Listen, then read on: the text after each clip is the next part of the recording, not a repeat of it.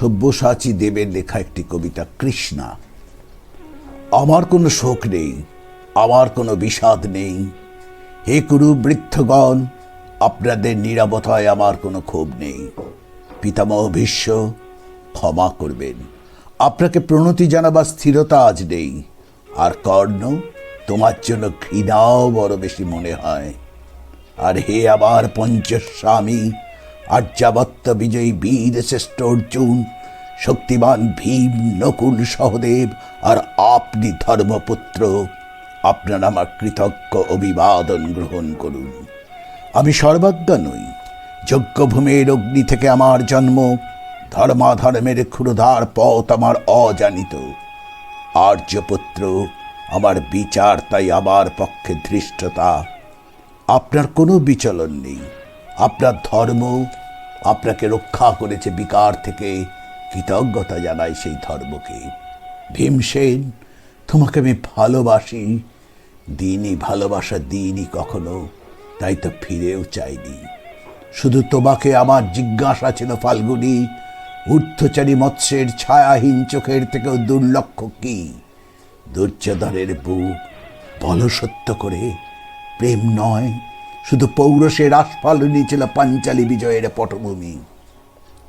কিন্তু মিথ্যা প্রশ্ন, আমি জানি তোমার কোনো উত্তর নেই, যেমন নেই কোনো ভালোবাসা। তোমার শুধু আশা আছে, কৈশোর থেকে তুমি জেনে এসেছ বীর ভোগ্যা পৃথিবী আর রূপমুগ্ধা নারী। জেনেছ একদিন ধার্ত রাষ্ট্রের হাত থেকে ছিনিয়ে নিতে হবে কৌরব উত্তরাধিকার। জেনে এসেছ যেখানে যা কিছু সর্বোত্তম, সেখানেই পৌঁছতে হবে তোমাকে। শুধু এই কুমারী লক্ষ্যের দিকেই তোমার দৃষ্টি ধনঞ্জয়, তাই অনায়াসে তুমি সরে যাও এক নারী থেকে অন্য রমণীতে। তোমার পূর্বপুরুষরা যেমন একদা এক তৃণ প্রান্তরকে নিঃশেষ করে চলে যেতেন বনান্তরে।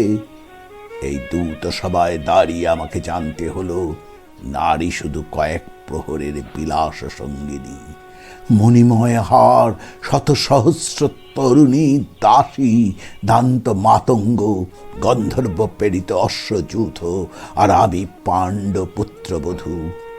এক পংক্তিতে দাঁড়িয়ে আমরা সবাই অপেক্ষায়। পিতৃগৃহে যেমন দেখেছিলাম, আহিরিনীরা দূর গ্রাম থেকে নিয়ে আসে তাদের পসরা, আর তার উপর ঝুঁকে পড়ে লুব্ধ ক্রেতার দল আমাদের ব্যবহার করার জন্যে। তেমনি উন্মুক্ত হয়ে আছে যারা আমার পতির আত্মীয়, আর আমাকে আমাদের বিলিয়ে দিচ্ছেন যারা, তারা আমার পঞ্চস্বামী। বিবাহের মঙ্গলসূত্র হাতে বেঁধে যারা একদিন আমার উপর নিয়ম সিদ্ধ করেছিলেন, তাদের অধিকার না শুধু এই রত্নমণ্ডিত সভাগৃহেই নয়, আরো আগে আমাকে জানতে হয়েছিল আমার কোনো বাসনা নেই, নেই কোনো নিজস্ব ইচ্ছা।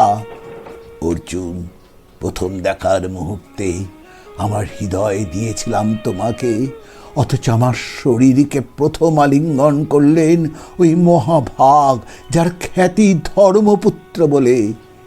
ইন্দ্রপ্রস্থের সৌধ শিখরে যখন আছড়ে পড়ত নববর্ষার জলধারা, যখন আমার কামনা ছুতে চাইতে তোমাকে, আমার অনুৎসুক দেহকে আমার আকর্ষণ করত অন্য কেউ, যে আমার স্বামী। বসন্ত রজনীতে কিংসুকের প্রমত্ত উল্লাস মুহূর্তে তোমার ব্যাকুল বাহু টেনে নিত আমাকে নয়, অন্য কোনো যুবতীকে। বারে বারে আমাকে সন্তানবতী করেছে পুরুষ, কিন্তু তারা প্রত্যেকেই আমার আকাঙ্ক্ষিত নয়।